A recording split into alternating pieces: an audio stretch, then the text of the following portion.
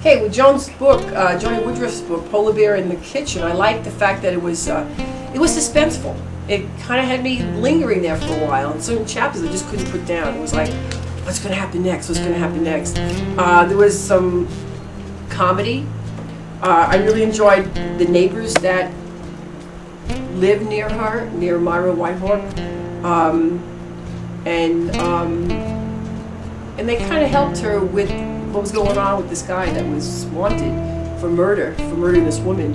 And it was just a really good book. I like the fact that Joni led the book to be a sequel to another novel or a short story.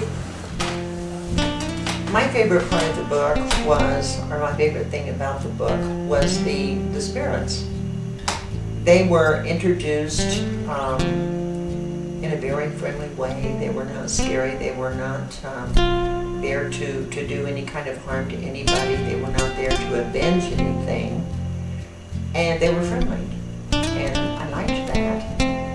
And I liked that they actually helped. They weren't just there giving a little bit of guidance here and there, and that they were real in the sense that she cooked meals for them and made coffee for them and talked to them, and they got actively involved in helping take care of the victim of the accident, and they were people that you liked. They weren't scary or ethereal. They were very real. I liked that. I liked that very much. That was fun for me to see them participate in everything that happened along the way, and to be actually principal characters in the book.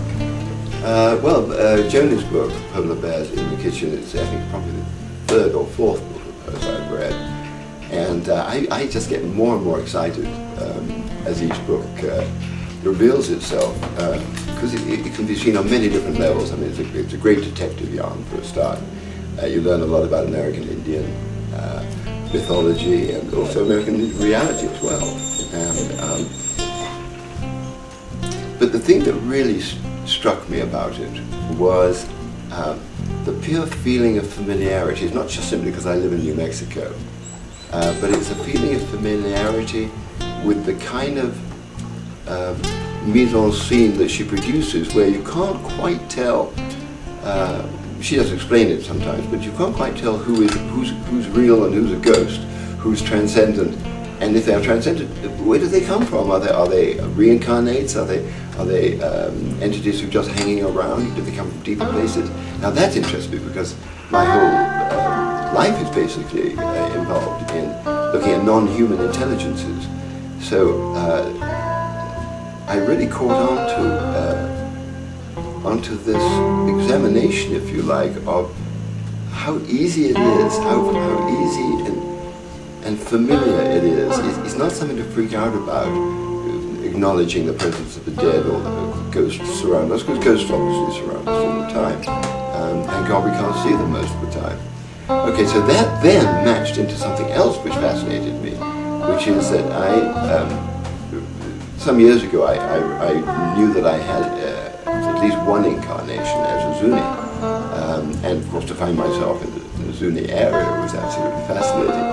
So as a sort of reincarnate from an Indian background, the familiarity that Joni gets across with that sort of very easygoing, very familiar and very relaxed cosmology, and her heroine, Myra, is such a precise and incisive, and yet at the same time has this sort of expansive vision, very rare in people, and it's lovely to see because there's a feeling that that's where we're moving towards, as opposed to that's where we're coming from. We're moving towards a more empathic, more telepathic environment where we can acknowledge not just each other, but extraterrestrials, angels, nature spirits, the spirits of our ancestors, the spirits of the trees.